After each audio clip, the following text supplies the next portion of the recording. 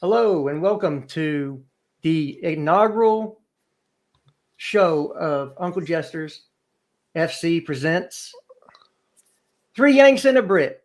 We have a lot to talk about, folks. That was some awful game. Sorry, I got double in my ear with the live stream. I'm going to introduce my great panel. First up, you know him, Al Pacino played in a show about his way. He goes by Carlito. My friend Ryan, how you doing, my guy? And he's got a great ass. He's got a great ass. Hooah! Hooah! Hooah! Yo, man, what's going on, Jared? How you doing today? Besides the obvious. Besides the obvious, I think I'll live. Let's get the introductions done. We'll go in order here. The man once met Marvelous Marvin Hagler and said, "You might be marvelous, but I'm the greatest." Marv the greatest. How you doing, my guy? Hello, brother. Well, I'm doing good now that I hear these wonderful voices. Let's get it done. Fucking Michael Buffer over here, man.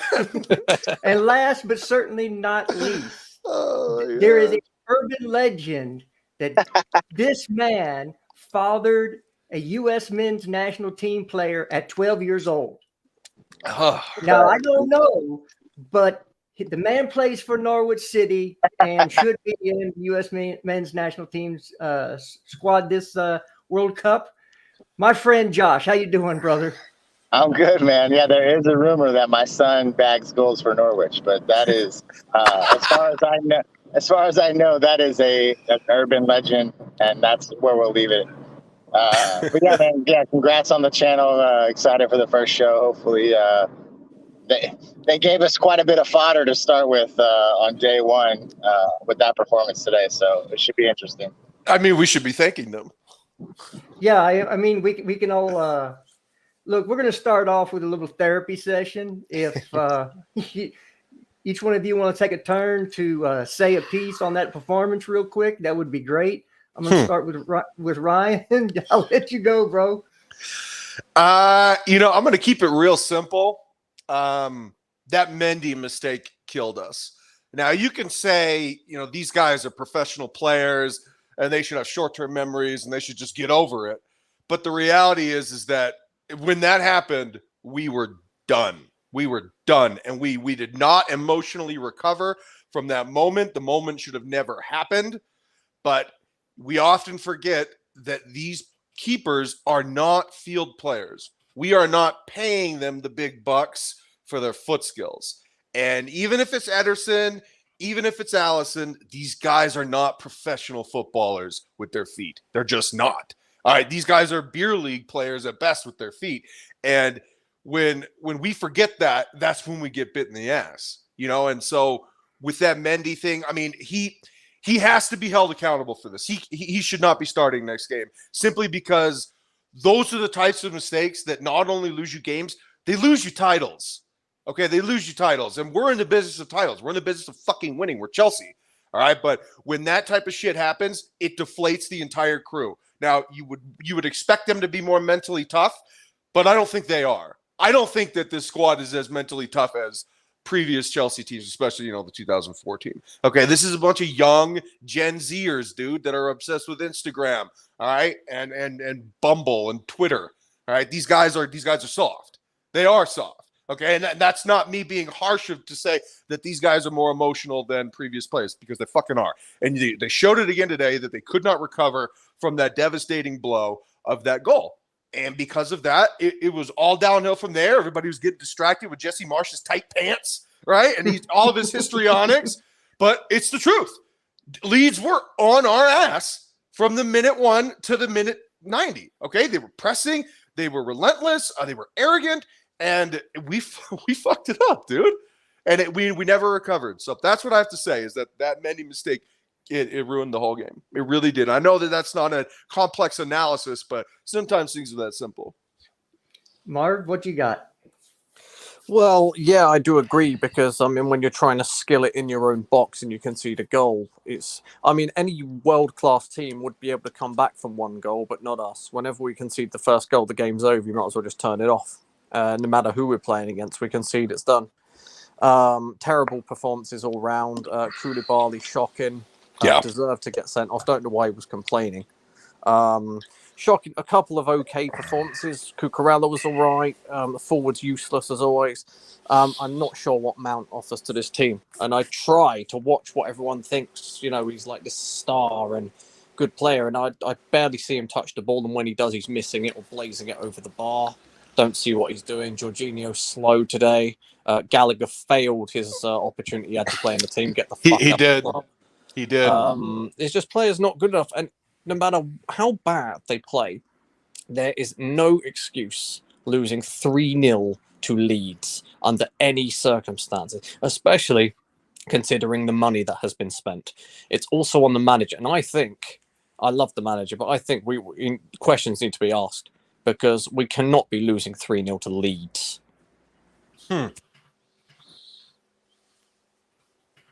You're definitely correct there. You cannot do that. We're supposed to be challenging for everything, and we look like we might be in a drop zone here pretty soon. It is what it is. We just played like crap. Josh, your thoughts? Yeah, man, I'm sort of a combination between what Marv and Ryan were saying. You know, I completely agree with Marv in the sense that I can maybe count on two fingers the amount of guys who played okay today. You know, Mendy's mistake was absolutely massive, and generally, yeah, I would say one goal, like Marv was saying, one goal.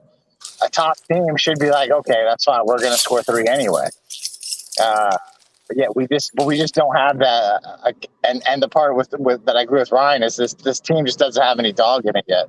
I mean, the 4 players along the back line might be your only 4 guys that really have a little bit of fight in them. Everybody else seemed like they just weren't up for it today. Yeah, really disappointed in all 3 of the forwards. Raheem was dangerous in some of his movements, but just couldn't quite get into the flow of things. Kai, essentially useless today. Same with Mount, really did absolutely nothing. If he's not dropping into the midfield to help out, then again, like Marv said, I don't know what his job is to be in the team. Jorginho, standard parking cone performance for me when he's he's slow. I'm sorry, man. He's just if you're going to play in a 2-man pivot and the team is going to press you like that, you either have to put a 3rd man in the midfield to help him out, or it's curtains. Him and Gallagher spent the large amount of the first half just isolated on the ball by themselves with nobody around them to help, and they did nothing with it. So yeah, really disappointed in basically all phases of the game today. Not much positive you're going to get from me. Yeah, and really, I don't have much to add to that other than you're professional footballers. You get paid to go out there. There is no case ever for being outplayed, outrun, outpressured. Second to every 50-50. I don't think we won a 50-50 all game long, unless we fouled somebody. You know, it just really showed a drop. We played more like we played against Everton than we played against Tottenham, you know, with the intensity and everybody playing like you wanted to go out there and win. It looked like, for me, it looked like we thought we were just going to show up and roll this team and you know, easy peasy, lemon squeezy. But as Ron, as you rightly pointed out in our group chat, everybody in the Premier League can beat anybody on any given day, and it's the truth. And you know, Marvin and I disagree with this, and that's okay that we disagree because Marvin and I are friends. But at the same time, I feel like, and this is in particular with UK fans, and it's probably because, you know, this league is so ingrained in their culture and they think about it all the time. But they are so presumptuous. They're so presumptuous about this team and what they should expect for each game. And I just don't do that. Now, that's maybe because, if I was arrogant as a player or as a coach in the past, and I certainly was, and I, prematurely belittled a team or didn't take a team seriously, dude, you get burned for that. You get burned for that. Just to think that we're going to roll up on this team and casually walk away with 3 points. It doesn't work like that, dude. This is not Bundesliga. This is not La Liga. This is not Ligue 1. Okay, this is not the Turkish Premier League. This is England, bro. This is the country that invented the sport. Every fucking team in this league is a difficult task. Every single team can beat any team. There are no bad teams. Marvin disagrees with me on this. I don't care. I don't think there are any bad teams in this league. So for us to be none of them are bad. Because if you just think that you're going to win all these games against the bottom half teams, shit like this happens. And it happens to us every single season. Okay? We get cocky, we get presumptuous, and we think that we're going to win these games. That is bullshit, bro. That is bullshit. You should never have that mentality. Because the second that you do, you'll lose 3-0 to Leeds. Marv, I'll let you respond since your name was brought up. No, I think it's true in terms of players. And in terms of teams, I don't think any professional team should ever go into a game thinking they're going to win automatically. That would be crazy to do that. But I think as fans, when you're looking on paper, the 11, almost 11 world-class players against 11 average, you should always, or at least 90% of the time, expect the team with the world-class players to win. However, if you don't compete, you don't bother, you lose all your 50-50s, then you put yourself in that position. If you try to do skills as a goalkeeper on the ball and get challenged and concede a goal, well, you put yourself in that position. But my argument is there are bad teams. I don't actually think Leeds are a bad team. They've got some good players in there. But I do think that, for example, Bournemouth are a bad team. But this year, I think it's a bit more unique because I'm looking at all of the 20 teams and 19 of them do have good players. So I think this year there will be a lot less teams getting rolled over. I mean, you saw it with Fulham and Liverpool, for example. There was no rolling over there, but in previous seasons, a game against Norwich is pretty much a banker for 90% of good teams. I mean, we've got to be real here. But again, the players can't think that. They need to go in and play these games, and today we didn't go and play these games. And now what was a fairly decent start has turned into a catastrophe. And yeah, I agree with some of the comments there. How can your midfield be getting bossed by Tyler Adams? I mean, come on. Yeah, and Josh, I'll throw this point to you on this comment.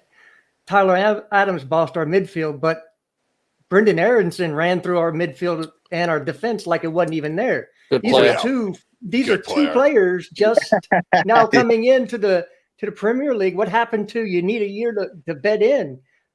They didn't need a year. Yeah, I mean, it's tough because you got to think mostly today. I think it was mostly just an effort thing. I don't even think I can't even really recall too many things he did from like a skills or play, or like passing or shooting. He took the one rip late off the set piece, but it was mostly just an effort thing. He just put in a hard shift running around, trying to make it difficult for Gallagher and George on the ball, which he did. And yeah, man, to me, that just comes down to a tactic thing. You have to, in a game like this where the pressing is so high paced and high intense, you have to give help in the midfield. They just needed a third man in there early in the game to sort of relieve some of that pressure because on the ball, George and Gallagher struggled today, at least in the first half. So for me, it was just a matter of trying to get them some help, and Adams did a great job of pressuring the ball most of the game. So, yeah, it's tough. It's disappointing for sure. Can we bring up KJ's comment? I think that KJ is exactly what I'd said on Twitter. This was on the level of the 6-0 loss we took against City. In my opinion, this is the first thing that came to my mind when I was watching it. Yeah, well, look, when it could have been really more than 3-0. Should have been. Jesus, are we really doing this right now? Fuck, this is terrible. Yeah, well, it is all terrible, but I want to bring this back around. I know we've been saying that, Conte is coming to the end, Kovacic is injury prone, but does this match actually show the value, even even at the Absolutely. age that Conte is of Conte, because it looked like a totally different team without Conte in there. Of course, we haven't seen Kobe yet this year, but seeing what we had in the midfield, does this really cry out for Conte and Kobe needing to be in the team? I'll answer that for you very simply. Yes. Yes, yeah. Of course. Yeah, Listen, look, man. Kovacic is my favorite footballer. Of all the footballers in all the football land, Kovacic is my favorite. And the reason being is that in a game like this, where you're playing against a very fast, very athletic, very relentlessly pressing team, guys like him stifle the spirit of a pressing team because he is nonplussed when people are up in his grill. All right, he weaves around pressure. So, after a while, teams that are just constantly pressing, if they're discouraged because they're not winning the ball, they'll stop pressing. That in and of itself is one of the reasons why he would be so crucial in a game like this. On top of that, he's a great defender. He's very athletic, and he's just a wonderful footballer. And we miss that whenever he's not playing because the dude, he penetrates so often. He breaks lines so often, and he creates space and opportunities and runs for other players. So, yeah, dude, him in particular, he would have killed this game today because you look at Connor and you realize, number one, he's a sloppy player. He's always been a sloppy player. Okay, that is part of his game. Connor takes heavy touches. Connor is not a great passer, and Connor often runs into 50-50 challenges too much. Okay, that is just part of his DNA. I don't think he will ever relieve himself of those faults. Okay, that's just going to be part of his game, and therefore he's just not good enough.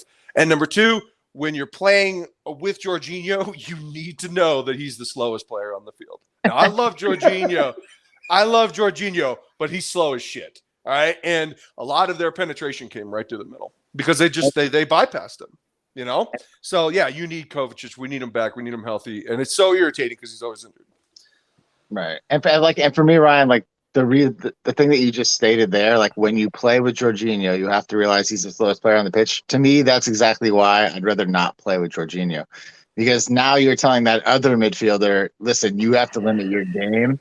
Because if you don't limit your game to cover this guy, you're going to be in trouble, which is why Conte runs 2 or 3 times harder than he has to when he plays with them. Same thing for Kovacic. He's got to run 2 or 3 times harder when he plays with them, which is why and I know you're on the same bandwagon. I need Frankie de Jong at this club. Hell yeah, brother. Hell yeah. Because what Frankie de Jong does, which is exactly what you said about Kovacic, is he picks the ball up deep, and instead of just turning to try to maybe find the quickest pass, he's going to take it and go with it.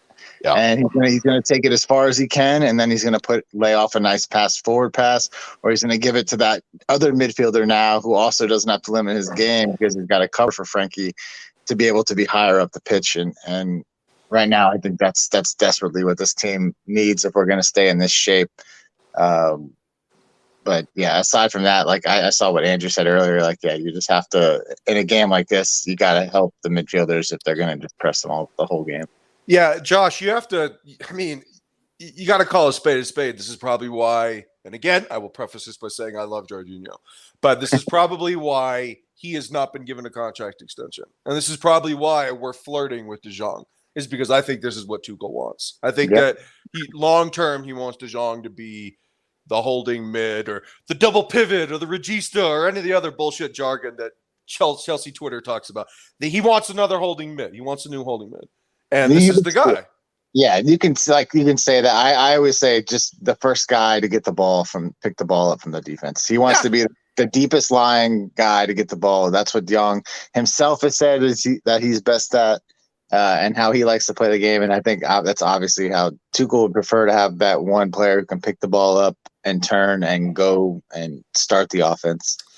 And he hasn't been able to do that at Barcelona because Busquets has been that player for 10 years for them, who, by the way, they owe $50 million to this season. So he has been playing out of position at Barcelona. It's why his exploits have not been prodigious and prolific, but when he's playing in his right position, he's a magisterial player. Yeah, and I have to disagree largely with what Andrew just posted there. De Jong absolutely makes the game different today for the very reasons that we were just speaking of. Instead of getting the ball and having to sit on it and try to wait for something to happen like you might see Jorginho or Gallagher were doing today, De Jong picks the ball up, he turns his shoulders and he goes with the ball. He carries the ball. But he has yet to play. He has yet to play in a league as quick as this. That's fair. So that's a will fair. his pace translate from the Eredivisie, La Liga to the Premier League, or will he be on the level of Jorginho in that regard? That's something we're not totally sure about yet, I think. Mm-hmm. Well, I can tell you that apparently he's faster than Dembele, because I don't know if Dembele was worried about his hammies going. Video. I saw that video, and I think Dembele was not really trying that hard. but you probably lose a hammy or two. Yeah. He does look quick, and I think he might help.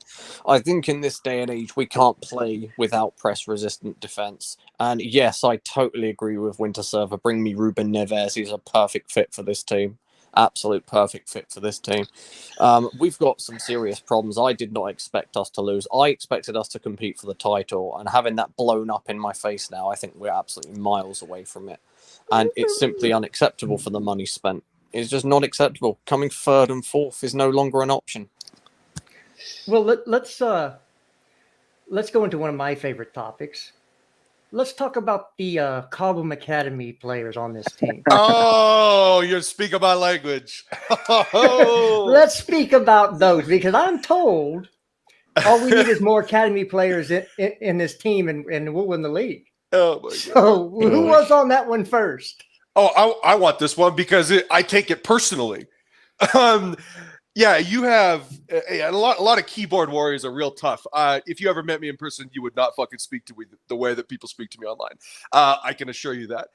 But these guys, man, they are so obsessed with this academy. But to quote a guy that used to work at Barstool, if you guys remember Sam's Army, Sam was on my podcast last year, and he said, if your team is full of academy players, you're probably not a very good team. Because the academy is a business. We treat it as a business. We cultivate players and then we loan or sell them. And that is the way that it should be looked at, is that it is a farm. It is a farm. It is AAA ball. You cultivate players and then you sell them and you make money. And then you go and buy more players, or you grow them yourself and you sell them and you make more money. That is what the academy should be looked at. The academy is not a vehicle to the first team. If you think that way, you're not thinking like a serious person. Okay? The academy is not a vehicle for the first team. It is to create players and sell them. Every once in a while, there's a Reece James. Every once in a while, there's a John Terry. Okay? But that should not be the norm. We should never think, oh man, next player we're going to get definitely going to be from the academy. No, dude, if you want to be a high-level team, you got to spend the money, because guess what? Winning costs money. That shit does not come naturally. You have to force the agenda. You have to buy talent. You have to buy championships, because championships are bought. And if you don't think so, then you're not cynical enough to live in this world. But they are. And just to say, oh, man, next player we're going to get is just going to be from the academy. To rely on that is to have weak ambitions. And you need to want to buy players. Okay, before we move on, you said it's like a farm. What farm animal would accurately describe our academy? A feeble donkey. A feeble donkey. All right. That doesn't sound good. Anybody else want to follow up on that? Yeah, a fish that's out of water. A fish that's out of water. Okay. Yeah, I'll say sheep, just because one person made it. Now the rest think that the flock can come in and make it happen. Yeah, I agree with Carlito completely. And Andrew said this a million times on previous streams. Like before 2019, like, or 2018, it just wasn't a thing. That's why John Terry was the last person to do it, because it wasn't how we do business. Unfortunately, because of the transfer ban we had, like certain guys had to stay with the team, and obviously Reece James is one of the guys who kind of did it the old school way through some loans and things like that. And I think he's clearly the next best academy player to come through. Other guys probably were forced there due to that ban and haven't seemed to really leave after that. But no, I agree that I don't think that the academy is any way to be building a team. You got to spend to get the best players if you really want to be serious at the highest level. And you've got to get your first choice players. For years and years, we've been going for second choice, third choice, cheapest options, and years of doing that has caught up. It has caught up, and now we need to have all these huge investments that we're asking for now under the new ownership. I mean, who's the manager that bought 7 mediocre players, Marvin? Yeah, well, we had that under Lampard, and we won the Champions League. So it shows that Antonio Conte was responsible for a lot of the dead weight we still have. And they weren't the people he wanted. That's fair. Then don't buy him at all. Then don't buy them at all. That's a perfect example, because the ones he wanted were Koulibaly and people like that. People who now we've spent 30-something million on about 7 years later. Yeah. So, you know, it's the same issue. You don't get the first choice targets, we end up in trouble. So thankfully now, hopefully now, it's going to change, but it's going to cost a lot of money. I don't think that Havertz is a bum, to one of those previous comments that I saw. I just think that maybe he's not a striker. No question. People going at Havertz and defending him. Yeah, I find that interesting too, because I think Mount has done absolutely nothing in these 3 games. And it was happening in the back end of last season. You're seeing Mount do a little bit of running, but he's not creating anything. He's not scoring enough goals. So why is he on the pitch? Yeah, I completely agree. Just on the point of Mount real quick, because I want to say this. This is 3 games for me that he's been terrible. I know he got a little bit of extra love in the Tottenham game because he was playing much deeper and he was collecting the ball deeper, which I think is a good thing. I want one of those front 3 people to be somebody to collect the ball deep. I think if I had to pick one, I'd prefer Havertz do that over Mount. Me too. And then have an additional attacker up top, somebody with more instincts in front of goal, which I think is like a Pulisic, Sterling, whoever, Aubameyang, whoever they bring in. Just 2 guys with attacking instincts up top. Because for me, Mount, while he does pick the ball up well, I think after that is where you just don't get anything from him. I mean, this is like even in the Tottenham game, while he was picking the ball deep, he wasn't really doing anything from an attacking point of view. Nothing at all. And so for me, this is a third again, and I'm trying not to hold too much judgment until the team is complete at the end of August. But for me, so far, he just hasn't been it. No. Yeah, I totally agree with that. Yeah, I just have to say, isn't it nice, Jared, Marvin, Josh, when everybody takes their time and can actually speak instead of everybody, piling on top of each other and not even waiting for their turn to speak. It's so wonderful when things are synergistic. I'm just going to say that. I'll leave that on the table. I agree. But as for what Josh said, yeah, man. I mean, look, with Mount. Again, he is just an average player. He is just another guy. He is the master of none, dude. Okay? He is not the master of any particular skill set. He is just another guy. And it is very frustrating to me that we don't pull him sooner. Like, I remember last year in the Tottenham game when we switched to the 3-5-2 in the second half and blew their doors off. Mount was subbed at halftime, okay? Because he wasn't doing anything, because he's not a forward. And I love that Tuchel pulled him, right? But now we're 3 games in and we're already asking for him to be dropped, because at the end of the day, he shows his true colors in tough games, and he's really just not that much of a guy. He's not a guy. He's just another dude. He's just another player. Yeah, I totally agree. Of course, it's hard to get that through some people's heads. He has his own cheering section. I think they're more Mount fans than Chelsea fans.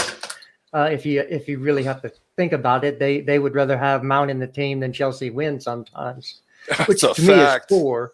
But yeah, look, we had 4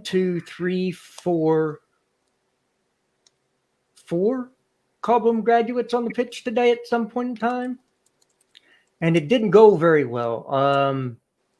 I hate to do this to Josh, but Ruben was not good at wingback today.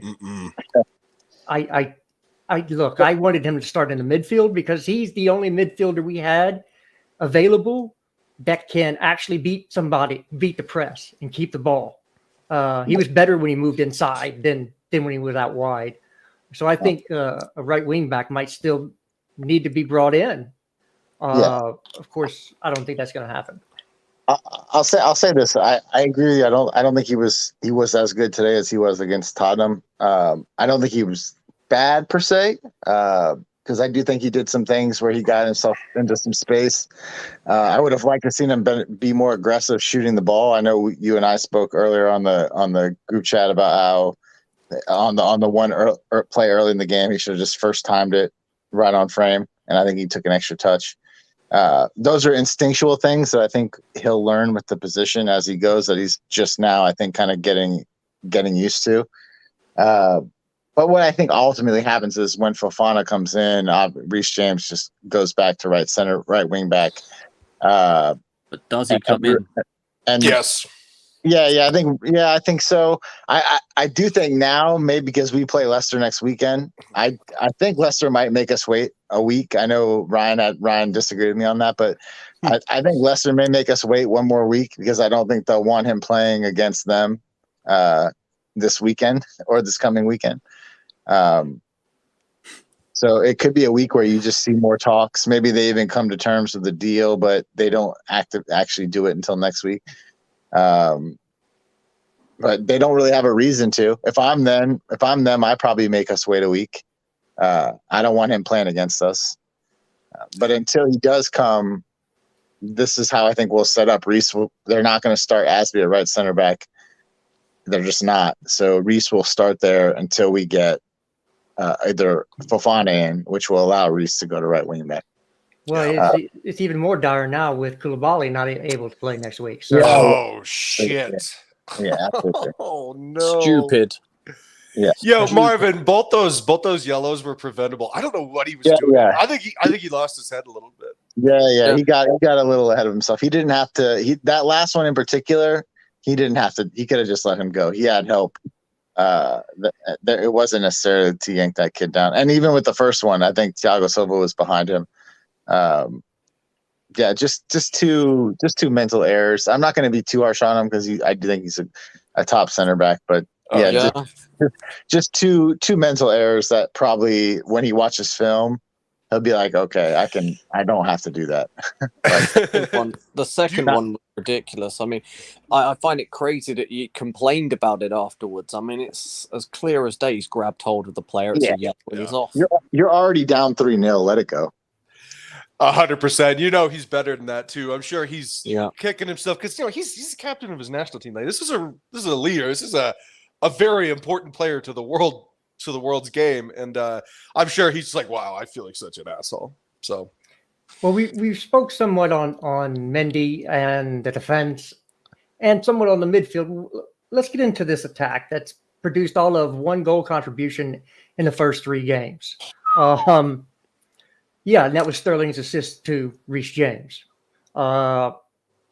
Anybody have any thoughts on what are we going to do in attack? Of course, we have the links to Aubameyang, and I saw some links to Tony as well. Hey. Something has to happen because we cannot. Yeah, we can't continue this way. The problem is, go ahead, Marvin. Sorry, bro. The problem for me is always the same. It was the same last year, and it was the same the year before. We don't score any goals. We simply don't score any goals. We had chances to score goals, and we don't score goals. The first half, Sterling took in the first minute, missed a great chance again.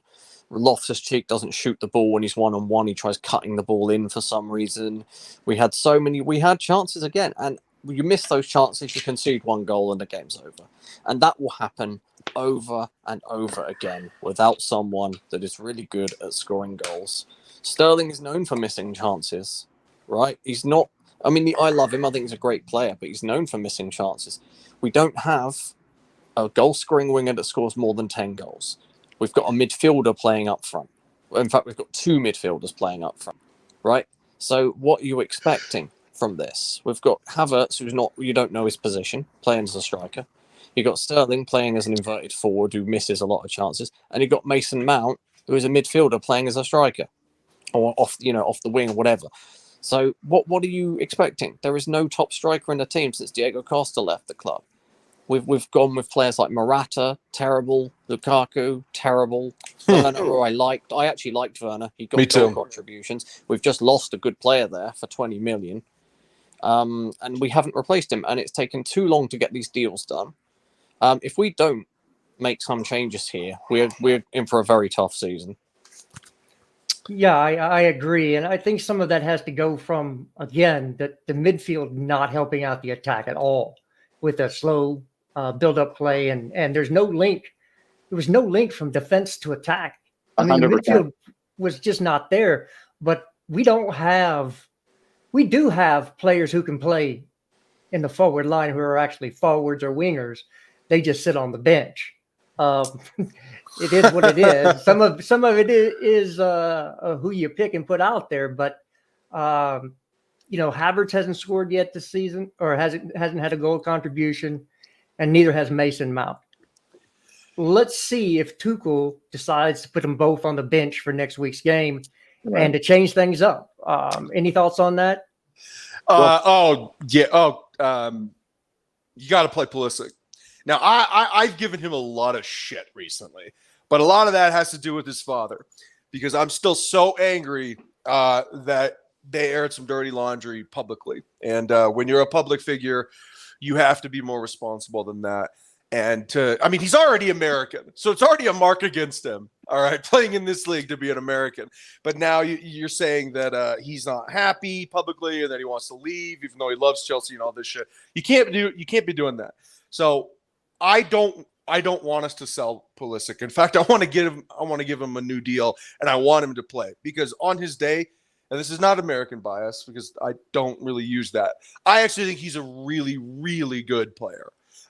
We just need to get his head back in, focused on Chelsea and not some loan to Manchester United or to Newcastle. We need to get him focused on this team and what's important. And I think in order to do that, you have to do that through playing time. And I think that he should be one of the people that we absolutely start against Leicester, because he is a great player. It's just he hasn't been playing very well recently. And I think a lot of that is in his head because of his contentious relationship with Tuchel and the club. And I think that if they want to get on and go forward with this, they need to rectify that situation, and they need to do it right quick. Yeah. I'll say this, like, as far as the front three go for me, and this is now the same energy I had last year that I have to have with this year, as I've seen a 3-game sample size of Mount, Sterling, and Havertz, and I'm unimpressed. So what I do now is I take the worst of the three, and I have to sit him, and I have to try someone else. And what I would prefer to do with this attack, because I don't ever think that we have a set front three. I don't think we did last year, and I still don't think we do. Is you have to chop and change, and give a few games to each combination until you find one that works. And if you find one that works, you stick with it until it doesn't, and then you chop and change again. But for right now, like, just playing these three and letting them go and not getting anything out of it, you can't. I don't think you can afford to do that. I think you have to give other guys chances after a group of games. So I'm okay with giving some of these guys 3 or 4 games. If you don't get anything out of that, then I need new guys to now get 3 or 4 games, because I'm not getting anything out of this attack right now. And I agree. I would start Pulisic against Leicester. I mean, you play 3 games and you get one contribution, which wasn't even created by Sterling. It was a ball win from Koulibaly. And then Ante into feet. So we're essentially creating our front three have played and have done absolutely nothing in 3 games. How do they keep their position? I do not understand. How do they keep their position when you've got a perfectly able winger in Pulisic on the left side? You've got a young guy, Broja, really wanting to make an impression. And if they play bad, then, Broja's chances are minimised. But you've got to give them that chance. Because if you don't, you're playing Havertz, who's your striker all season. And you're playing Mason Mount on the left wing. In my opinion, it does not work. and we've been sticking with 3 games. And I love Tuchel, but we had a similarity last season. Yep. Last season, he stuck with Hudson-Odoi for about 3 games and Lukaku, and they produced fuck all, and they still kept playing, and it cost us points. And it's the same thing right now. Why is it happening still? No, I mean, I'm with you, Marvin, on that. But as an aside, I do want to make this point.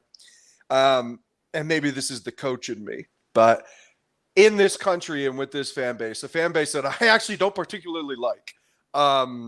And I don't speak for anybody on this panel when I say that. This is just my own. This is my own feeling. I don't actually like the Chelsea fans very much. But one of the things that they often do is they'll say, "This is on the manager. This is on the manager. This is on the manager." I'm going to push back on that. No, I think this is on the players. Yeah. And you can see the same thing at Manchester United right now because they're actually in a way bigger hole than we are. But they're saying, "Oh, this is on Ten Hag." Fuck no, it's not on Ten Hag.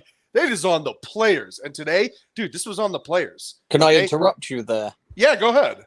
I can't agree with it not being on Ten Hag when you're playing Christian Eriksen as a striker.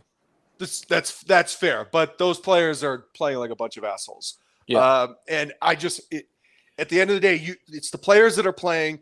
Tuchel did not get stripped by Aronson in his own 6. Okay, that was on the player, Mendy. Now I know everybody these days wants to be soft and they don't want to hold these players accountable and they want to be nice. And a lot of these journalists want to be nice to these players because they want access to these players.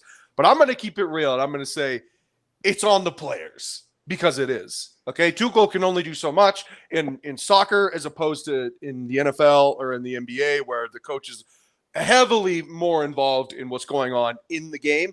The manager with football, you can only do so much because you're on the sidelines, you can't call timeouts, and there's no set plays. Okay, so it is on the players, guys. Come on. Yeah, no, listen, I agree, and I completely agree with what Jesters saying earlier, though, in regards to the attack. I do think there are some good attacking players in this team, but right now they're just lacking. There's got to be a quicker transition of play into the attack for me, like because you can only, I mean, at this level, you can only ask some of these guys to do so much from an attacking standpoint. Like they're not going to beat 2 or 3 guys one on 3. It's just not going to happen at this level. It may happen once in a blue moon, but it's just not going to consistently happen. So in order for these guys to get the best out of these guys, you need a quicker transition of attack. And to me, that comes down to the midfield and whether it's personnel or shape, you got to find a way to link that play quicker. You got to get the ball out of the defender's feet into a midfielder onto an attacker within 3-4 passes tops. Like it cannot be 2 touches, stop, pass, take a touch, stop, look, pass. It's got to be ball, center back, midfielder, attack. Like it's got to speed up in order to get the best out of the guys that we have, I think. So I think once the combination of those things happen, either the midfield shapes up or we get somebody in who can actually do the transition, it's just going to be an inconsistent mess for us right now. Well, to that point, one of the big talking points out there for Chelsea Twitter and Chelsea fans in general is Tuchel's formation, and is it retarding the attack? My stance is no. We actually play with only 3 defenders on the pitch, where most teams play with 4. So how can playing with 1 less defender mean you're less attacking? Let's delve into the formation versus the players, and let's come out with a decision on whether it's more of the players or maybe the players being used, where you could kind of blame Tuchel because he puts out the lineup out every week, or is it really down to the system that Tuchel is using, which, by the way, is not his preferred system? We saw that in the second half. So, Ryan, I'll let you start. I would say, now look, everybody says, oh, Manchester City creates way more opportunities than we do. Well, it's not true. It's not true. We saw the graphic that Sky Sports put up. Chelsea creates the most chances of any team in the league. Chelsea has the most on-target shots of anybody in the league. Okay? So people can say things. It does not necessarily mean that what they're saying is truthful. That graphic, which I'm gonna trust the numbers here, they say that we create the most chances. So if that is the case, then we're just not finishing these chances. Now, the formation itself, I like the formation because there's a lot of overloading. There's a lot of underlaps and overlaps, and you eventually get a lot of people that are open for a cut ball. I like the formation. I just feel like I think it's as simple as the players are underperforming. And I think one of the things is that when Reece James is not playing wing back, he has to play defender. And one of the problems with playing center back is that you can become disengaged and you can become bored. And when he's bored and, he's almost like disenfranchising himself. And, you need to keep him engaged because when he's engaged, in my opinion, he's the best player in the league. But he needs to be on it. He needs to be constantly stimulated, and he has to be playing in his own position. Now, this is why it is so crucial that we bring in Wesley Fofana, because Aspi cannot play this position anymore. He's too old, and the league is too dynamic. But if we bring in Fofana, who is extremely fast and is extremely good, like people are going to be shocked how good this player really is. You got to get Reece James in his right position. We got to get everything in its right place, like Radiohead used to say. We need to get everything in its right place. We're an incomplete team. We need to make sure that we buy the right players and get this whole thing gelled and in sync, because the finished product will be a very good team. Well, Ryan, like the stats bear out exactly what you just said. I mean, if you look at the two stats that we're not first in, those are down to players. Like goals, that's on the player, and shot conversion rate, that's on the player. Like the other three things that are basically shape based, we're number one in. So for me, it comes down to just underperformance of certain guys, as well as sometimes just you got to play differently against certain teams. You just have to. In a game like today, you maybe have to change what you would normally do. But overall, in general, the stats hold up that it's just underperforming of certain players. Well, go ahead. Sorry, I was going to I was saying that I don't think the system is the problem. The problem is not playing the players in the correct positions in the system. When we won the Champions League, we had Chilwell on the left, Reece James on the right. Those positions suited really quick wing backs. We created more chances. We scored goals. We had striker. We had Werner in the striker position, and we had Havertz kind of there, and Pulisic sometimes. Now we've got Reece James playing as a centre back. We got Ruben Loftus-Cheek playing as a wing back, who I like, but missed this chance. Would Reece James have missed that chance? No, he would have smacked. First time goal, 1-0. The game's done. I think the problem is definitely the positions being fit, and again we've been too slow doing the deals that we need to do. So again, we're playing players out of positions again, and I think you can only truly judge that system when you've got three actual players: a right centre back, a left centre back, and the libero or the centre or whatever you want to call it. You've got all those actually playing in their positions. And whilst you haven't got that, I don't think we can blame it on the system. And if you go to the graphic, created the most chances. It's not on Tuchel when people are missing over and over and over again. It's the same argument I made for Conte when he was our manager. He got blamed for a lot of people for us not getting top four, but it's not on him that Morata misses a one-on-one sitter at Huddersfield and we draw and we lose it. Arsenal. Again, that's the same situation. When you miss open goals, that's not the manager. He doesn't say, oh, get it here and put it wide, right? There's nothing a manager can do about that except bring his own players in. And unless you give him those players, we're going to see the same problems. And I don't think it's system-based. Well, to that point, since we're talking about the personnel, we have been linked with, of course, Fofana, who everybody here is okay with at right center back. And actually, I think in the future, he'll be great as a pairing with Koulibaly once Thiago moves on after this season. We've got, of course, Frankie de Jong still. We have links with him still. Aubameyang, Ivan Toney has now come out. Anthony Gordon. There was some talk early on about Zaha. So we obviously need another defender. We obviously need at least one more midfielder. and at least one more in attack. So Yep. that being said, let's talk about who we want to bring, who we should bring in, and who we shouldn't. Anybody want to start that off? I can. do. Okay, yeah, go ahead. Go ahead, Okay. Marvin. Go ahead. Well, for me, the number one priority is getting all the positions right, and the number two is goals. So, I've always been pro Zaha. I think he's great. Actually, all of the names you mentioned, yes, of all of the names you mentioned, I'm pro all of them. Aubameyang, I'm fine with. He scores a lot of goals. Zaha, I've always liked. He scores goals and he's got good mentality. Gordon, I'm okay with because he's a rifle. Yes, he's 18 and I think he's got a lot in there. Fofana, I'm good with Fofana because I like the way that he plays. He drives the ball forward and can create chances that way. He's quick and good in the air. We need that. There's only a few there's a few that I would blacklist.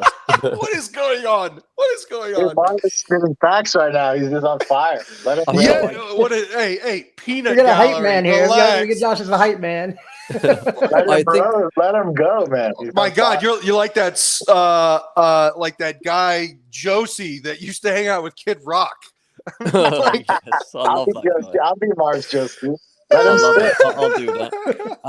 I think there's a few. I also like the links to Tony. I think he links play well. He scores goals. He's a bit more of a risk though. Yeah. And the price will be quite bad, but that's another potential. I think there's only a few you need to avoid that I've seen us linked to. Obviously, there's Harry Maguire, big no. Memphis Depay, big no. I don't know if there's any others that we're linked to, but those two we need to avoid actively. Yes, I definitely think James would have buried that chance there in that comment. So yeah, those players I'm good with. As long as we stick to the number one targets, I think we'll have a really good season, but we need to get those deals done fast. De Jong, I'm not 100% sure on, but I will take him because he's press resistant and he's a good passer and he probably suits the way we play. I like Rice as well, but I think the price is too high. In terms of midfield, I wanted Matheus Nunes and he's already gone. So, I don't know who's out there. Ruben Neves, I saw shouted out. I would like him. I think he's a brilliant football player. But there's not many good midfield options for us, actually. There's not that many, I would say. My stance on Fofana, I don't care how much he costs. It's not my money. Buy him now. Buy him yesterday.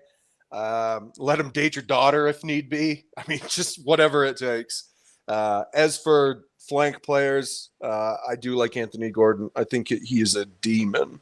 Very, very, very fast, very energetic, high pressing player. And I think he's got a lot to offer. And I think he's going to become really good eventually. He's not quite there yet. He's not a starter on this team, but he is a very interesting prospect. Frankie de Jong, it's the number one target for me. It's a player I've wanted forever. I just never in a million years ever thought that Barcelona would want him gone. And it's the way that they're treating him is actually it's incredible the way that they're treating him. As in not lacking any credibility whatsoever, as in I can't fucking believe how shitty they're treating him. We got to get him in. He's a wonderful, wonderful player. As for the forward, I don't really know much about Tony other than why would Brentford sell him 2 weeks into the season? I mean, it would have to take an astronomical fee where we're paying $1.75 on the dollar. Like Cucurella wasn't leaving. I think that we overpaid Brighton and they just accepted the bid. But no, I mean, the thing is that strikers are so hard to replace. So why would Brentford, who has aspirations of getting mid-table at least, why would they sell him? Yeah, it's a hard sell. It's a hard sell. Yeah, really hard. I'll echo both the gentlemen here. I completely agree with what Marv was saying. Basically everything he said, I'll double that. De Jong also, for me, it's the same thing with Carlito. Get him in. This is a guy. This is like, you would never have a shot at a player like this, bar these astronomical circumstances that are going on right now at Barcelona, where he is being treated like a complete monster. It's ridiculous. Why does he want to stay? Yeah, I know, man. I had the same argument with my buddy during the game today. Like, I don't know what on earth would make him want to stay and deal with that. Like if you like Barcelona, Chelsea will pay you plenty of money. You can have a house there in the summer. These guys get so much time off. You could spend most of your time there and vacation if you want to do that. But play your football where you're wanted and where you're going to be utilized to get the best out of you. So let me address this comment here. We do not do player ratings on this show. We're not going to do player ratings. There's Sofa Score. There's all sorts of scoring, and there's other YouTube channels who do it. Come on. Harsh on Cucurella. Harsh on Cucurella. So we're not going to do it because it's very subjective on how people rate the players, and it's just, again, I'd rather have a conversation about each player if you wanted to do that, rather than actually giving them a number score, because again, it's all subjective to who you think what did what. So we're not going to do it. We're going to talk about how the game was, because again, it's a team sport. There's no individuals out there, and the team played like utter dog crap today, and so all of them deserve a 0 because we lost to Leeds 3-0. Terrible. Nobody out there can hold their head up high with that. Maybe the substitutes, you can say the substitutes didn't have very much time to affect the game. The game was already gone by then, but it would be disrespectful to rate them today. Well, we can give them all 0s because we lost 3-0 to Leeds. Embarrassing. Sorry. We haven't lost to them in 20 years. Yeah, and then then I'll just quickly finish that. Gordon, I'm an A+ on. I don't mind the price because of the age. So if you get him for 50 or 55, and it's on a 6 or 7 year deal, when you break that down, it's like 6 or 7 million a season. It's really not that much money.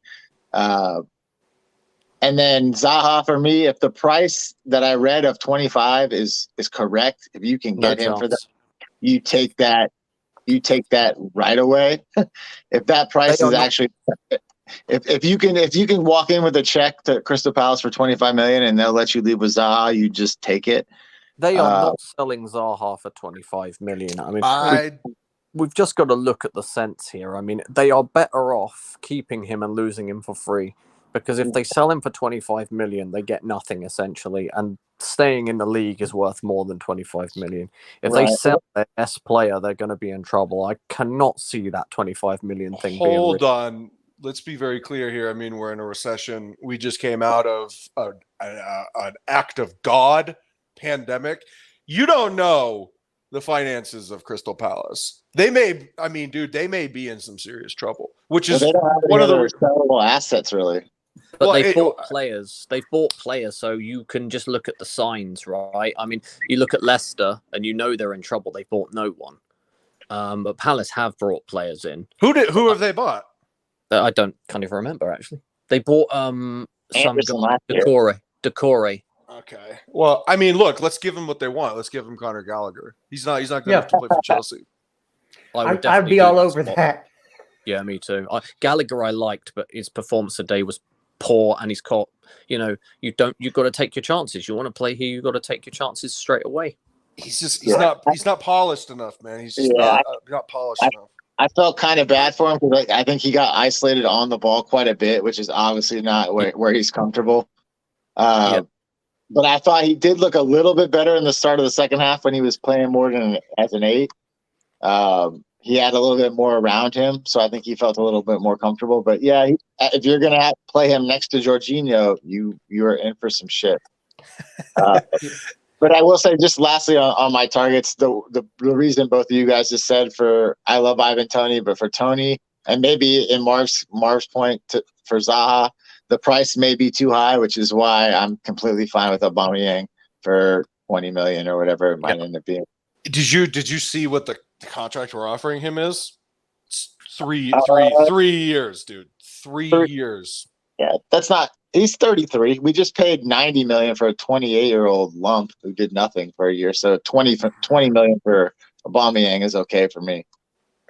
Well, you could say 3 years, but Casemiro just got Casemiro. Thinking of boxing, Marv. Yes. Casemiro just got 4+1. I wonder if Man United has ever watched him play, because it's not exactly what they needed. Is just another physical center mid that can't really pass the ball very well. They already have two of those. He's already too slow for the Spanish league, which means he's going to struggle in England. Dude. There's a lot of miles. Real Madrid let him go. Yeah, there's a lot of miles on that tire, man. Yeah, Tell you what, yeah. Fantastic. He was a fantastic player at one point. Right now, I think his legs have passed him for what you ask him to do. Yeah. And England is just a way better league, so good luck, buddy. Yeah, well, again, it's hard for us after that performance to talk smack about any other club. I mean, we can't even talk about Bournemouth or Fulham. Fulham is ahead of us, so you can't talk about any of the teams that came up. I mean, Nottingham Forest. Hey, you know what? They have a chance to talk smack to us right now. It's just you can't walk around big chested when somebody just kicked you in the nuts like that. And we were kicked straight in the nuts. That's a tough one. We never got back up. Well, we can talk about it, but we'll just look foolish. Okay, I see what you're doing there, but you know what I'm saying. We shouldn't talk about it, because at this point, we'll be lucky to get top 4 with performances like that. I see. I'm not going to be that hasty. I know that there are 38 games. Everybody, look.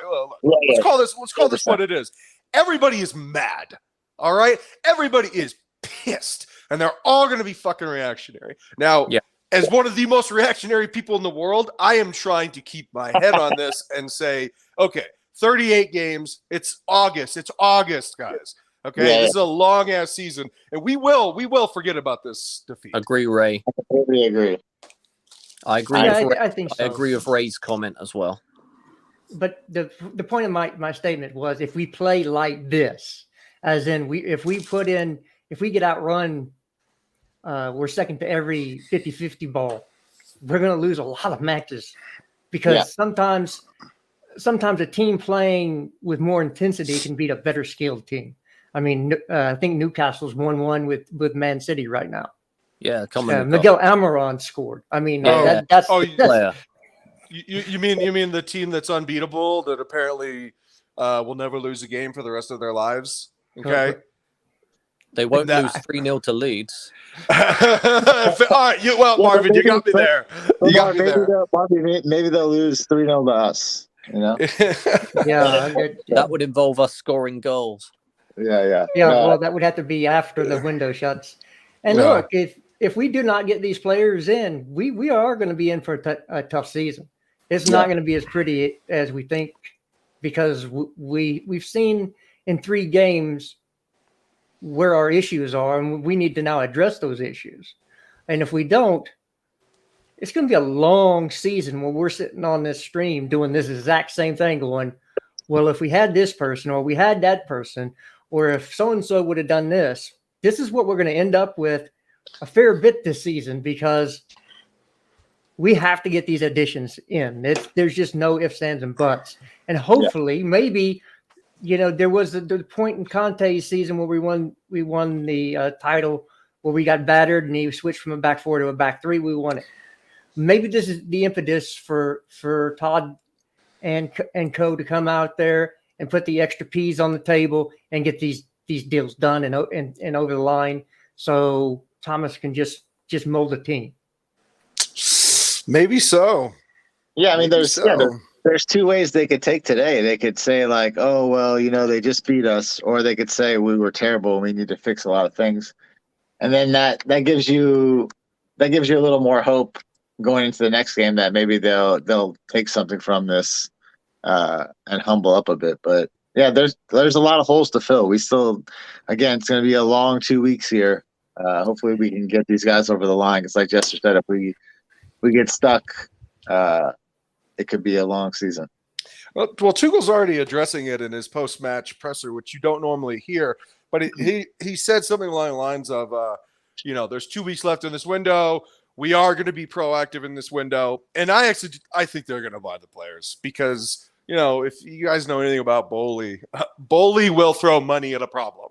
which is the best way to deal with the problem is to fucking buy it away. And if you don't agree with me, you don't live in the real world. So yeah, we will throw money at these problems and make them go away. Now, is it going to be tomorrow? Probably not. But I think we're going to solve our issues. It's just, right now stinks. It really fucking stinks. But the great part about this team that I love is that these guys don't actually dwell on losses like this. There are other clubs that do dwell on losses. Tottenham is a team that dwells on losses. Arsenal is a team that dwells on losses. And the worst proponent of this is Man United. Those guys carry bad performances with them. You could see it. With us, not really. I think these guys will forget about this tomorrow. Yeah, I don't disagree with that. Yeah, I don't either. Look, we've had 3 games. We've looked good in one of them, and we drew that game. And we look really good. Really good. We looked good in that game, and we drew. We looked poor against Everton, and we won. We looked poor today and got smashed. N'Golo Kante is a really good player. It's tough to replace him with Gallagher. People actually wanted to sell Kante. He is no. Marvin is speaking about me specifically. Yeah, well, no, I wanted to sell him too. Sorry, I'm not just you. Jester's in that group too. I heard some Jester panels. He was in that group. Not just Ryan. There's a lot of people. This was the biggest grift of the summer, man. It's like Tuchel just called this guy our Mbappe, our Neymar, and then everyone's like, "Yeah, we're gonna sell him." It's like, what? You just called him our best player. You just can't sell someone like that because we forget the fact. Yes, the problem, the injuries, right? But age. You think about the age, but the thing is, even if there's a Kante that's the level of Kante, that's the age of whatever age he is, over 30 or whatever he is now, and then you try to replace him with, let's say, 10 other players that are 18, 21, 25, whatever. If you take the example of Hudson-Odoi, who's gone from 18 to whatever he is now, and he's not improved, and there's a stigma with people that say players can only get better. It is not true. Look at Sancho, look at Rashford, look at Anthony Martial, look at people like this. Kante has a level that not many midfielders will ever reach. And so replacing something like that is very hard to do. And no matter what happens, he might not be great at passing or whatever, but he is like having 2 players extra on the pitch when he plays. And him being missing is a huge deal. Yeah, he got a lot of stick. He got a lot of stick for that second round Madrid game last year, which we won that game, by the way. But he got a lot of stick for that, and rightfully so. He did have a couple of errors that led to goals. But for me, this guy, when that Pep meme where he's talking about Aguero, where he's crying and he's like, we could not replace him. Like, that's what people are gonna say when Conte finally leaves. Like, you can't replace guys like this. They don't exist. That's why he's so special. Like, he just offers so much on the pitch. Like Marv says, like, does he miss the odd pass here or there? But he also makes some pretty good ones sometimes too. Anybody else think that Guardiola was faking those tears? Absolutely fake. Yeah. Those were crocodile tears, my man. I'm just talking about the sentiment. No, I know, but yes, he was absolutely faking. Buddy, he couldn't wait for Aguero to get out of the club. He couldn't wait.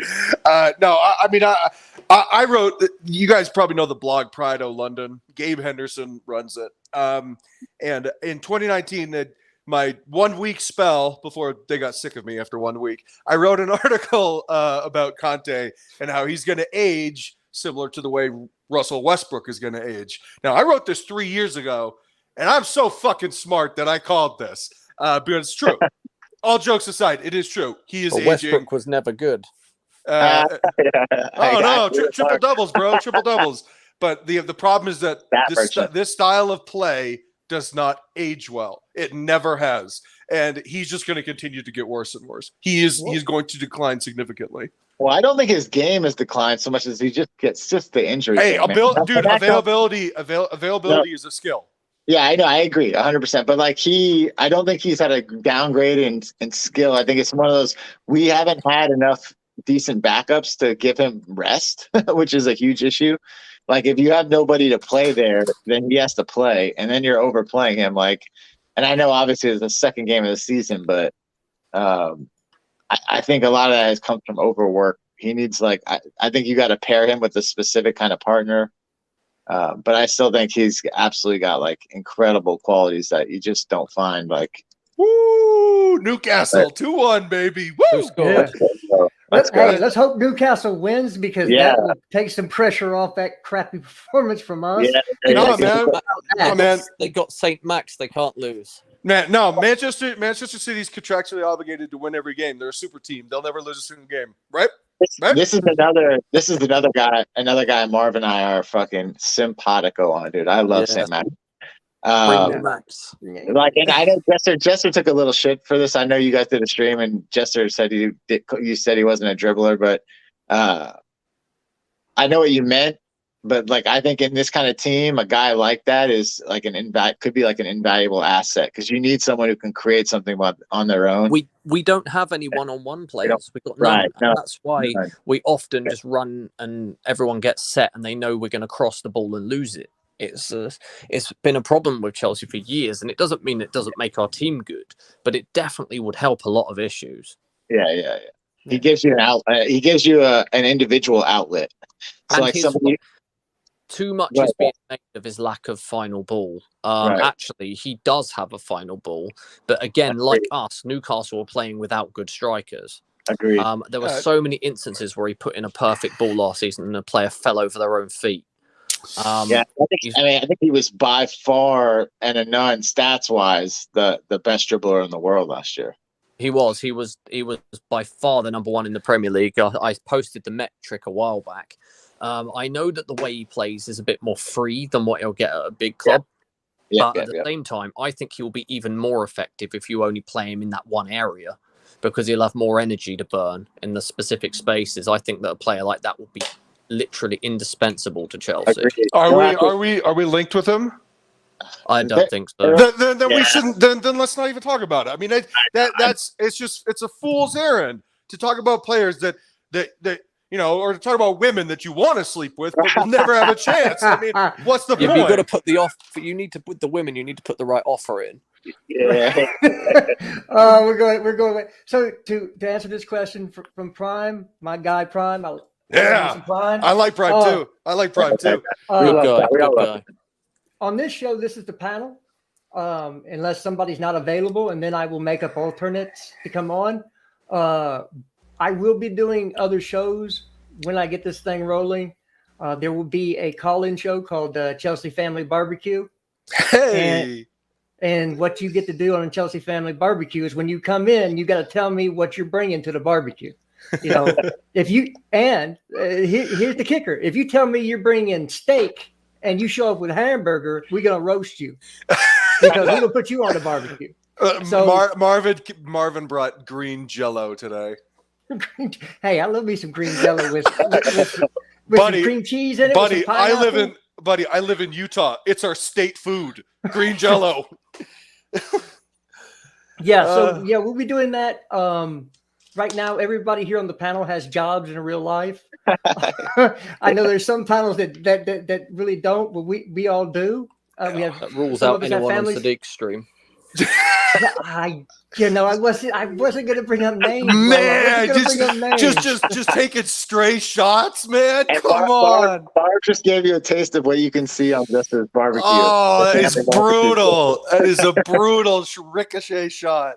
So we will be doing a call-in show. I'm in America. Times are different.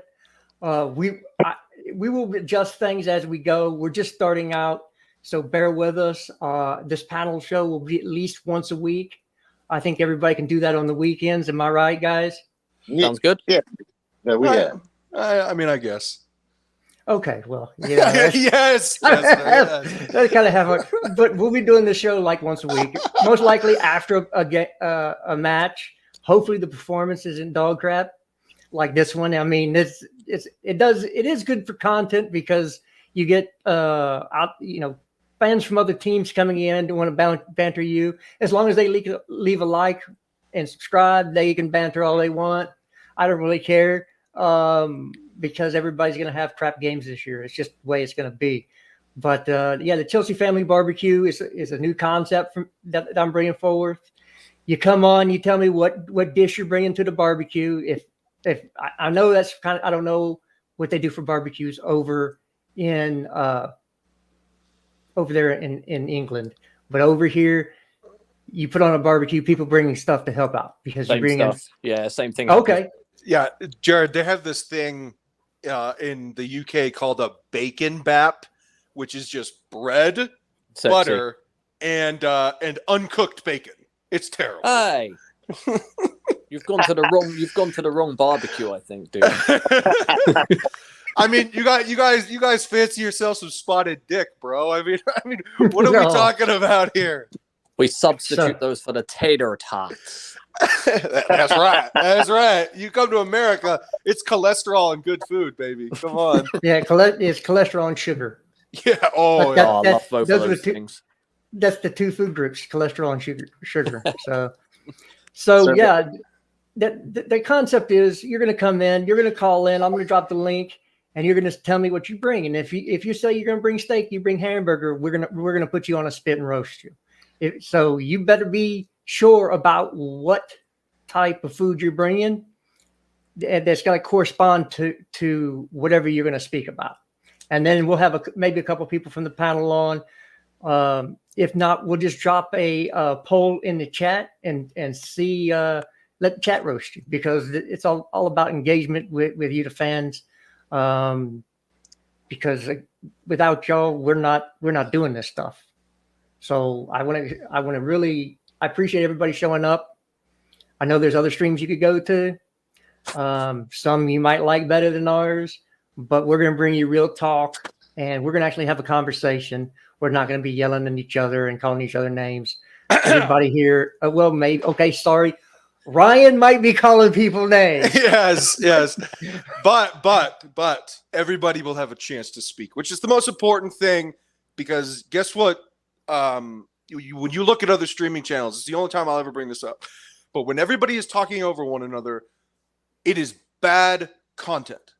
Bad content. And we're not interested in that. We are going to allow everybody time to speak and get their points across. And that is crucial to what this is. Yeah, I wholeheartedly agree. This is about having a conversation with some friends that we all enjoy, Chelsea Football Club. Mm-hmm. And we all know that the United States is going to beat England in the World Cup. So we're here for that as well. You're in for a very unfortunate time when Harry Maguire scores the winner. I mean, dude, we have the LeBron James of football. You just saw what young Aaronson's going to do to them. Oh, jeez. Yeah, Tyler Adams and Aronson basically bossed Chelsea. So how many England national team players are on there? At least 2? 3 with Sterling. So, yeah. I think you're in for a very unfortunate. You're in for a very unfortunate World Cup, you guys. Well, we could dream. As long as you guys start Mount, I think we'll be all right. Oh, we got vibes are going to win us the World Cup. Yeah, is that right? Is that what it is? Yeah, just vibes. Yeah, vibes and Band-Aids. Yeah, and Jack Grealish's hair gel. Oh, gosh. And does anybody have anything else they want to bring forward before we wrap this thing up? Sure. I'll say this. Everybody needs to relax. And I know that is such a vexing and annoying thing to hear after a day like today. But every team, including Manchester City, every team is going to fuck up. All right. And today was a pretty substantial one from us. But I'm not going to dwell on it because I just don't really live my life that way. And I'm mad, but I'm going to be mad the rest of the day, and then I'm just going to let it go. Because at this point, there's a really good team in there, but we're not done yet. It's an incomplete team, and I'm not going to judge this team until the window is closed. Then I will judge it, all right? But it'll be on a case-by-case basis, and I'll be judging the players. I will not be judging the club because I don't ever judge the club. The club brings me a lot of joy, but I am going to judge the players. But until the window is closed, I think we need to take a step back, breathe, and reassess. Okay? That's what I have to say. Josh, you got something? Yeah, man. I completely agree. I'm gonna let this game be this game. Hopefully, the team will learn from it. The other big teams are gonna lose games as well. Like Carlito was saying, it's gonna happen. Yeah, I'm looking forward to doing some more of these. I think it's going to be a good time. Hopefully, the next couple are under better circumstances, and we have some more enjoyable stuff to talk about after a game like this. But once the team is complete, like Ryan was saying, we'll go with what happens there. Until then, let's just let this next couple of weeks run their course. But it is what it is. We'll see. Marv? Congrats on the channel too, by the way, Justin. Yeah. Thank you. I would I say couldn't do it without y'all. I would say get the deals done now. No more fucking around because we can't afford any more results like this. So we need to complete the team, stop haggling around 1 million. If you're not going to get the player, move on fast because we've spent about 3 weeks on this Fofana thing. It needs to be sorted out because we cannot play square pegs in round holes anymore. We now know we cannot play without a good striker. We cannot. We need more goals. We need to address those problems now to avoid more weeks like this because we cannot be accepting 3-0 losses to Leeds. I will be mad about this for a bit longer than you guys. I know that, Marvin. I agree with what you said, though. Yeah. So to wrap this all up in a neat and tidy bow, I've got some people I want to shout out that have helped me along my way. Other than my panelists who have also done that. Without them, I'm not here today because they pushed me to get this done. Miss Melina always pushed me to get this done. She's been on me for almost a year. So I want to shout her out. Great Arsenal fan, level-headed, great content. If you haven't subscribed to her channel, go subscribe. Sadiq, Worldwide Chelsea, he let me come on as a panelist, and so I owe him for getting me out there. Carefree Lewis G. Lewis, if you're out there, my Lewis. I love Lewis. So he's had me on as a panelist. I love Lewis. Lawrence Viscoli and his channel. He's had me on as a panelist. So shout out to him. Those are good channels. Subscribe to them. Also want to let you know that after this gets done, myself and Ryan will be doing a podcast for Worldwide Chelsea Pods and Articles. Yep. You can find them on Spotify and an Apple Pods. So give that a listen when it gets published. We'll get that done here pretty soon. But other than that, I want to thank everybody for taking their time, coming in and listening to what we have to say. I want to thank my panelists, first and foremost, for giving your time. I know probably have better things to do with your life, or at least I'm going to throw that out there to make you look good. So, but we'll be back again next week, and hopefully we will be talking about dismantling at Leicester, dismantling Leicester, and not getting dismantled again. Hopefully, I'll be there. You're going to be there. So Yeah, look, we're gonna have some correspondence at the game. Yeah. You know what?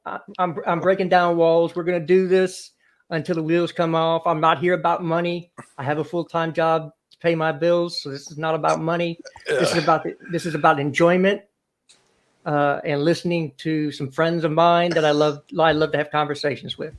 And again, with y'all in chat, we're not here. So big up yourself. And until next time, up to Chelsea and up to my panel. We'll talk to y'all later. See ya. Guys, up to Chelsea. Laters, fellas.